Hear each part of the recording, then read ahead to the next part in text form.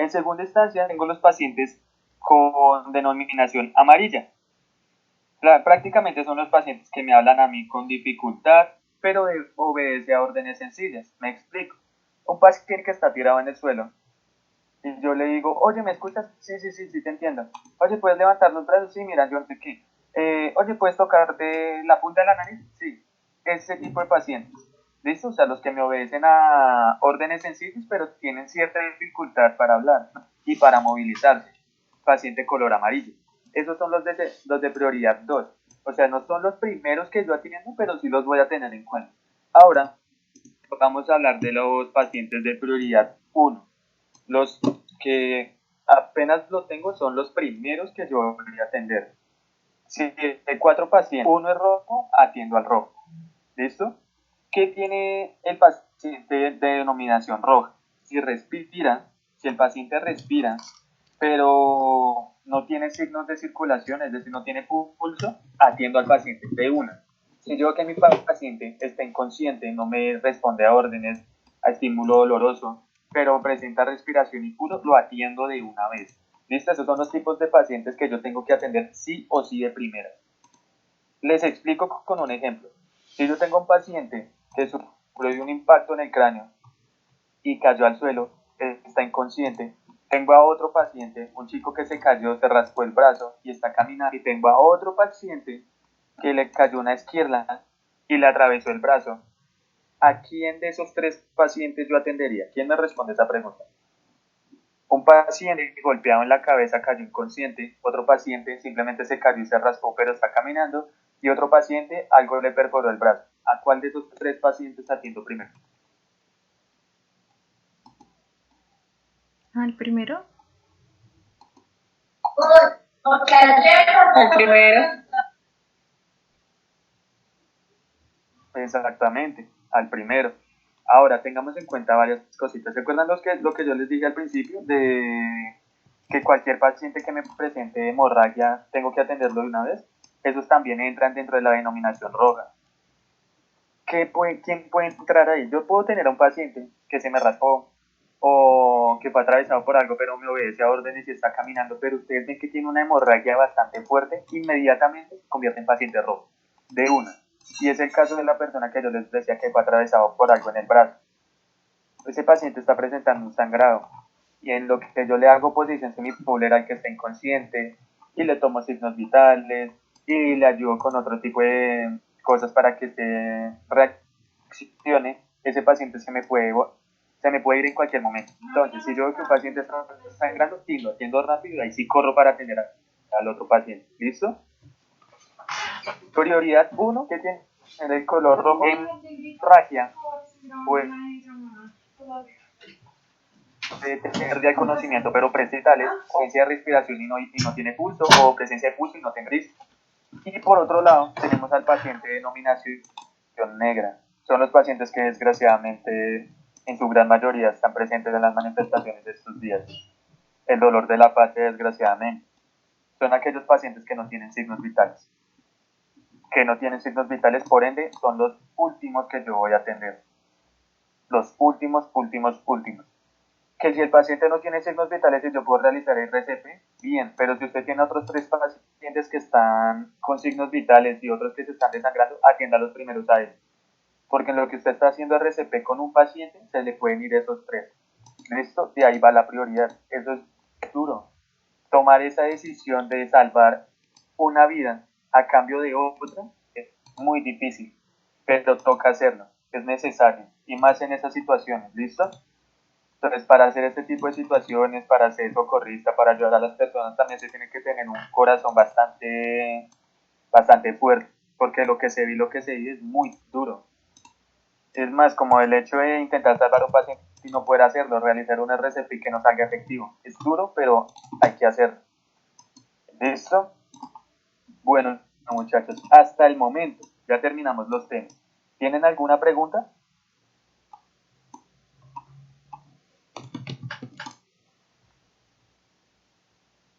¿O algún aporte que quieran dar, ya sean mis compañeros de FUNSAR, los compañeros de la universidad, alguien que tenga que aportar en algo?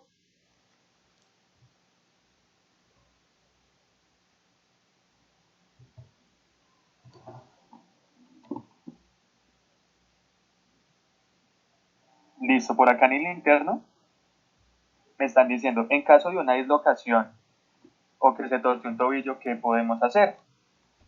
Bueno, les explico. Existe algo dentro de los diferentes traumas y fracturas, y es el esguince y la luxación. La luxación es que la articulación se sale de su lugar. ¿En qué casos vemos esa de la articulación se sale de su lugar? El mal llamado dislocación, o cuando el paciente se cae y el brazo le queda hacia el otro lado. Eso es una luxación. ¿Qué podemos hacer nosotros?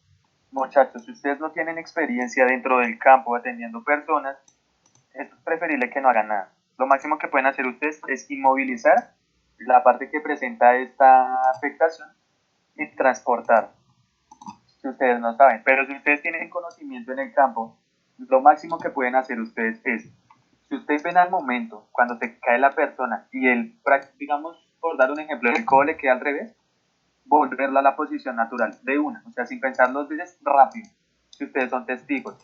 Si ustedes no son testigos y el paciente ya lleva así un tiempo prolongado, no lo vayan a hacer. No lo vayan a hacer porque esto puede afectar en muchísimas otras cosas al paciente y por ende ustedes están afectando al paciente y eso trae consecuencias legales. ¿Listo? Entonces, ustedes ya tienen experiencia en el campo, ya conocen algo de anatomía y fisiología humana, ven que el paciente se torció el tobillo y lo tiene, mejor dicho, al otro lado, y ustedes saben cómo en posición normal y fueron testigos, devuélvanlo al lado. ¿Listo? O sea, porque el cuerpo todavía está caliente y la articulación recién se corrió. Tran, de una vez. Si no, lo dejan quieto, inmovilizan y transportan. ¿Listo? Por acá,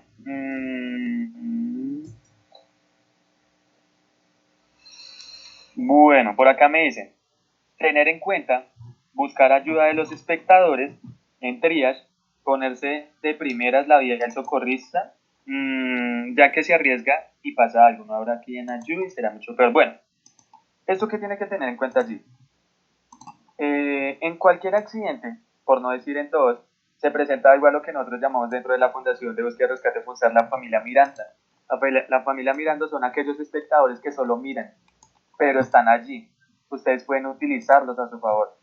Si ustedes están realizando una RCP, ¿qué pueden hacer con las personas que están mirando? Oye, tú me puedes llamar a la ambulancia, por favor. Oye, tú alcánzame un palo. Oye, tú ayúdame a tener acá. Oye, tú, digamos en posición semifowler, si ustedes tienen a un paciente que se golpea en la cabeza y otro que necesita atención, cojan a una persona. Oye, te puedes quedar arrodillada y hacer esto, esto y esto para que mejore la situación de él mientras ustedes van y atienden. Utilizar a las personas también. Utilizar suena mal. Pedir ayuda de las personas, ¿listo? Y de esa manera agilizar ustedes su trabajo.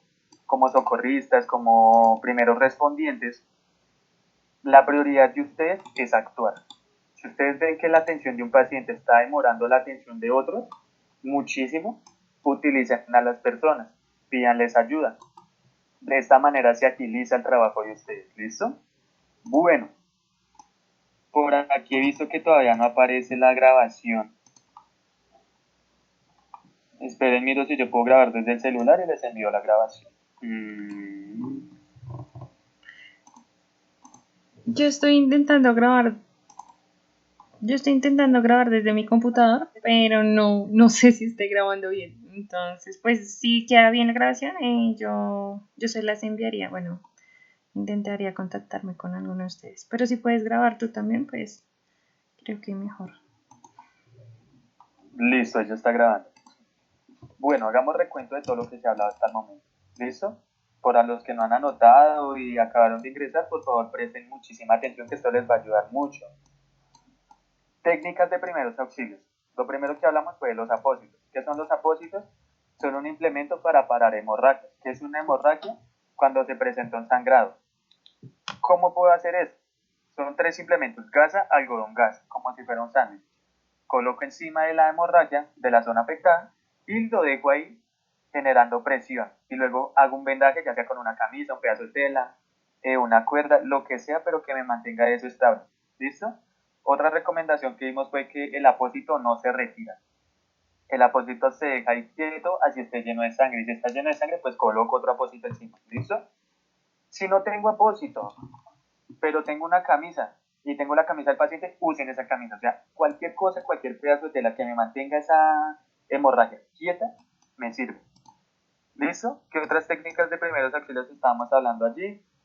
Bolsillo de 3 puntas. Bolsillo de 3 puntas en caso tal de que algo perforó al paciente en el tórax y ustedes ven que el paciente presenta un sangrado pero como con burbujeo.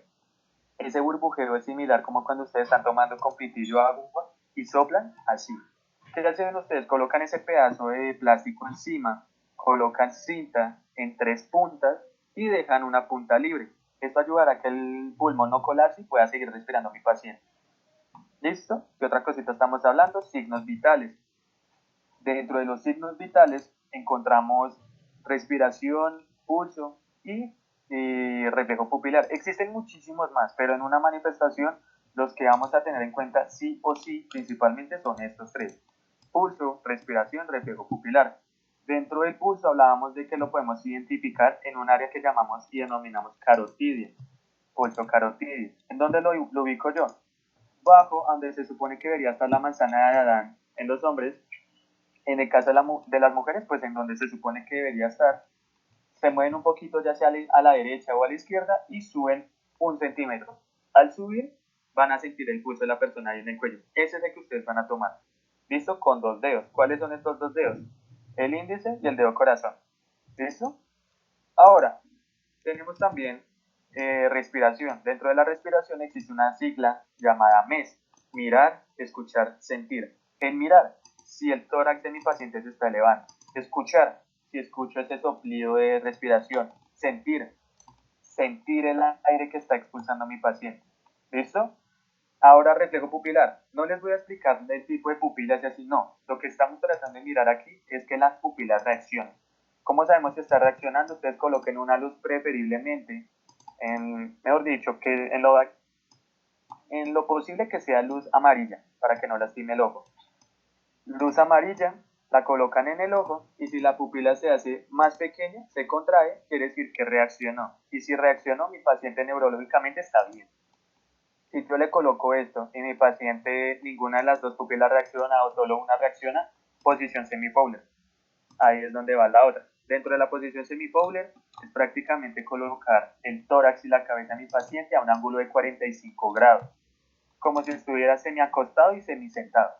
¿Cómo puedo generar esto? Colocando mis rodillas y cabeza del paciente en mi pecho. Ahora, técnicas de rescate: esa de posición semifowler, elevación de las piernas para oxigenación de la cabeza, cinemática del trauma, tener en cuenta vectores de seguridad, al frente, atrás, izquierda, derecha, arriba, abajo y olfato, sacar al paciente de la escena de peligro para poderlo tratar bien, entre muchas otras cosas a tener en cuenta. ¿Listo? Tenemos también trauma craneoencefálico. Trauma craneoencefálico: cualquier impacto a nivel craneal que se me genere en el paciente es una afectación que puede molestar la vida de mi paciente. ¿Listo? Tenemos también impacto en el pecho y RCP, que es prácticamente un golpe directamente en el pecho que hace que el corazón se detenga. Si el corazón se detiene, directamente iniciamos con RCP, reanimación cardiopulmonar.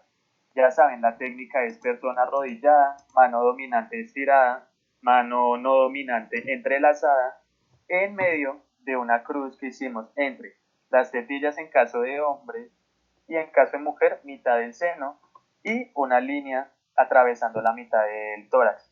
En esa cruz se ubican las manos en todo el seno. ¿Listo? ¿Cuántas compresiones se tienen que hacer?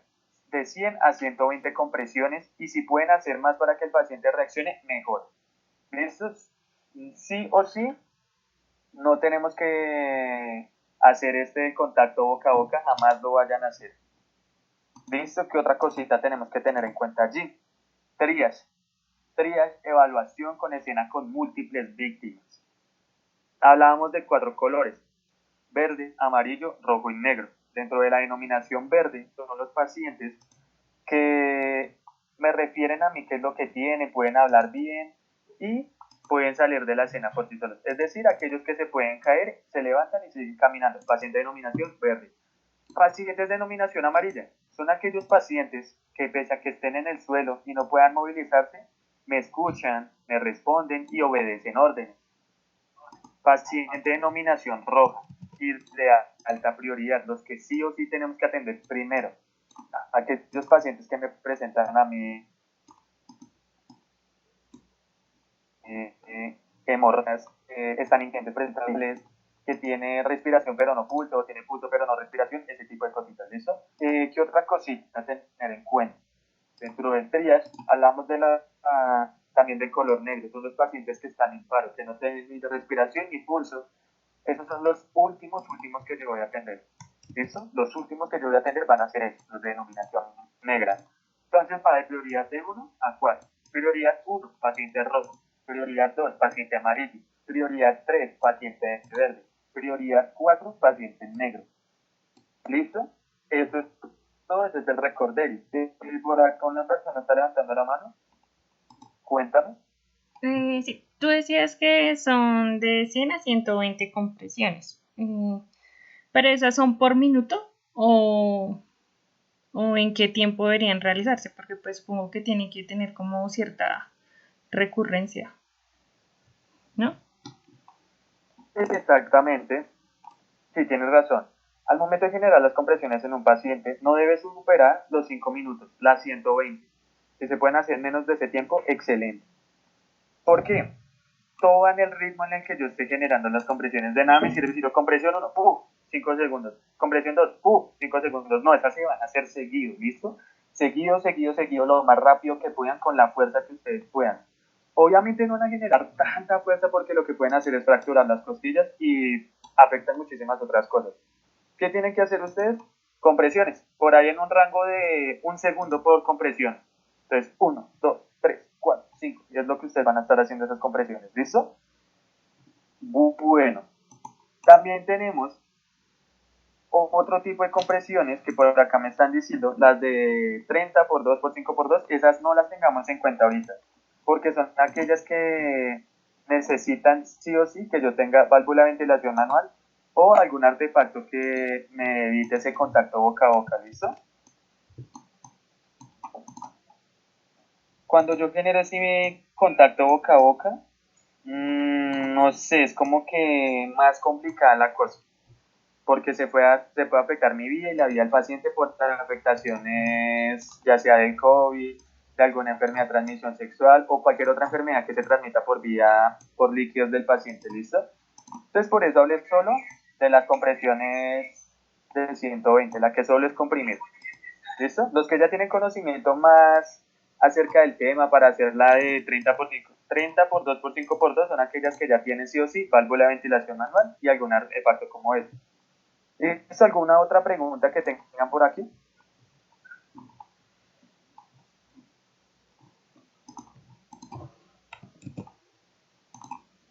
Bueno, chicos, Yo, continuemos entonces. espera, yo tengo una pregunta, qué pena.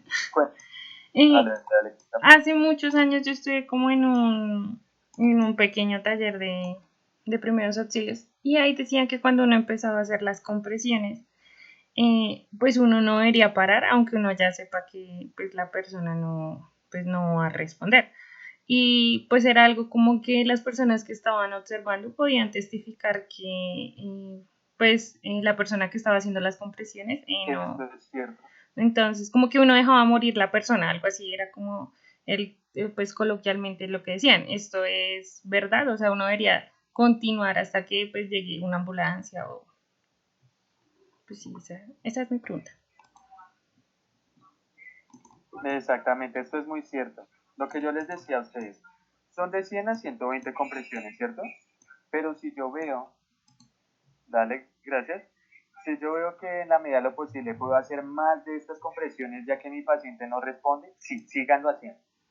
Síganlo haciendo. Esto de que dicen que 120 es porque en la gran mayoría de casos, después de las 60 compresiones, 80 compresiones, mi paciente responde. Pero mi paciente no recibe la 100, sigan, si pueden, porque esto es cansón, cansa mucho. Ese límite de las 120 es cuando ustedes ya se pueden tomar un leve descanso de menos de 5 segundos. ¿Cómo es ese descanso? Sueltan brazos, se levantan, se vuelven a sentar y continúan. ¿Listo? Si en la medida de lo posible se pueden continuar haciendo el RCP, muchísimo mejor. ¿Vale? Bueno, ¿algún aporte, alguna otra pregunta que tengan aquí? Una preguntita, bro. Digamos, en caso de que sea un menor de 10 años, para el modo de RCP, se le hace las mismas 120, de 100 a 120, y de qué manera se le hace. Pamela, ¿podrías repetir, porfa? Es que se escucha algo suavecito. No alcancé a entender la pregunta. Ok.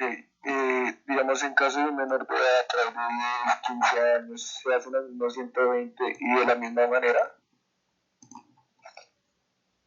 Bien, excelente pregunta. En caso de un menor de edad, sí, se hacen las mismas compresiones. ¿Qué es lo que cambia? La fuerza con la que yo estoy generando estas compresiones. No es la misma fuerza que yo voy a generar en una persona adulta a la que yo voy a generar en un niño. Si genero la misma presión, puedo fracturarle las costillas al instante. En caso de un lactante, es decir, de un bebé, de un recién nacido, los van a generar ustedes las compresiones con los dedos con los que tomaron el pulso. El dedo índice y el dedo corazón. Estos dos dedos son los que ustedes van a generar esas compresiones. ¿Listo? Misma técnica. El paciente en el suelo, en una superficie plana, y con los dedos hacerle esas compresiones en caso de un lactante o recién nacido. ¿Listo? Si es un menor de edad, pueden hacerlo de la misma manera. Si es muy pequeñito, todavía con los dedos, y si no, con palma abierta, así como les expliqué. ¿Listo? Cabe aclarar que al momento de hacer las compresiones, ustedes no la van a realizar con toda la palma, la van a realizar con el talón de la mano. ¿Listo? Hasta ahí, chicos, ¿alguna otra pregunta que tengan? Y sí, es como la misma escala, 120, ¿listo? Ok, gracias. Vale, va. Bueno, voy a hablar de una de las frases que más me han aportado a lo largo de este tiempo en estos temas de primeros auxilios. Y es, prima la vida sobre la función y la función sobre la estética. ¿Qué es esto de prima la vida sobre la función? Se dice que si un paciente tiene trauma raquimedular, es decir, una afectación en la columna, y si yo le genero un movimiento brusco, puedo hacer que ese paciente pierda movilidad en ciertas extremidades o se vea afectado de por vida, o mejor dicho, empeorar la situación del paciente. Pero si yo estoy en un edificio que está en llamas, yo no me voy a quedar ahí quieto esperando a inmovilizar al paciente para luego llevármelo. No, yo necesito llevármelo rápido. Si al llevármelo rápido complica otras cosas, baila, le salvé la vida. Y si le salvé la vida, prima la vida sobre la función. Se dice que no tengo que coger la cabeza del paciente y ponerla abajo en caso tal de que le golpearon la cabeza, ¿cierto? Porque se eleva la presión intracraneal y por ende se puede complicar la situación. Pero si por hacer eso lo estoy sacando de la escena que está en peligro, háganlo. Háganlo sí o sí porque le están salvando la vida. Prima la vida sobre la función. Ahora, esto de la función sobre la estética. Si yo coloqué un apósito que no quedó cuadradito, bonito, bien enlazado, pero está taponando la hemorragia, me sirve. Con que cumpla la función, la estética pasa a segundo lugar. Que si no se ve bonito el vendaje que le acabé de hacer, pero si está taponando la hemorragia, déjelo quieto, porque está haciendo la función. Y prima la función sobre la estética. ¿Listo? Entonces, recuérdenlo. Prima la vida sobre la función y la función sobre la estética. ¿Vale, muchachos? Entonces, teniendo en cuenta esto, recuerden siempre, siempre en todo momento, y más que todo en las manifestaciones, su prioridad, más que en el TRIAS, los pacientes rojos, negros, etc., su prioridad es usted. Primero usted, segundo usted, tercero usted. Si usted no se pone a salvo, de nada le va a servir que se presenten ahora dos pacientes y que uno de esos dos sea usted. Sí o sí, primero usted, segundo usted, tercero usted. Si usted se pone a salvo, usted está libre para seguir ayudando a las personas. En un juego, creo que es el Call of Duty Modo Zombies, decía el que sobrevive y huye, vive para seguir luchando. Y esto aplica desgraciadamente para lo que estamos viviendo en Colombia. Si usted sobrevive y usted huye, pero esto hace que usted se mantenga a salvo, usted seguirá viviendo para seguir luchando. Entonces háganlo, ¿listo, muchachos? Entonces con esto no siendo más, muchísimas gracias. Esperamos que se pueda repetir esta sesión en futura, bueno, más adelante se pueda repetir, esta vez con ya diapositivas, algo bien bonito, algo bien montado, hacemos una práctica, que si nos podemos reunir en algún punto mejor. Entonces espero que la hayan entendido, que les haya gustado. Ya en un momento les envío la grabación y los pantallazos del chat para que estén pendientes. ¿Listo, muchachos? Muchísimas gracias a todos por participar y no siendo más, a parar para avanzar. Oye, yo tengo una pregunta. ¿Ustedes tienen algún grupo? Por aquí tengo una chica que está levantando la mano. Sí, ¿ustedes tienen algún grupo por donde estén pasando esta información? Es que no tengo acceso al chat.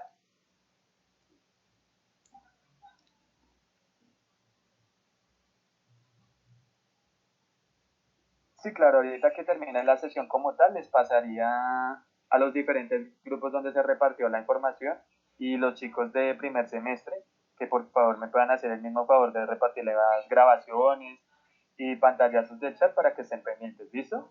Cualquier cosita de lo que se unieron dentro de mis redes sociales estaré también comentando lo que eran las imágenes del chat y la grabación, me pueden escribir al interno y ahí estaré como muchísimo gusto pasándoles la información. ¿Listo, chicos?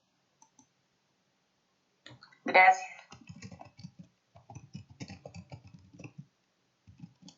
Vale, muchachos, entonces, pues, muchísimas gracias por la invitación. Recordemos que por parte de los chicos de la licenciatura en Ciencias Naturales y Educación Ambiental y licenciatura en Biología, estamos muy agradecidos porque estuvieron acá tomándose el tiempo. Sabemos que estamos en una época demasiado difícil para el país. Me agrada que se quieran formar en este tipo de temas, son muy importantes y entre más personas sepamos del tema, más vidas podremos salvar para seguir luchando por eso, por el mejor mañana. ¿Listo, muchachos? Entonces, muchísimas gracias. Espero verlos en próximas sesiones. Se cuidan. Gracias a todos, Gracias. compañeros y compañeras, por asistir al espacio. Nos estaremos viendo en otras actividades. Gracias. Gracias. Muchas Muchas gracias a gracias. todos. Gracias, chao.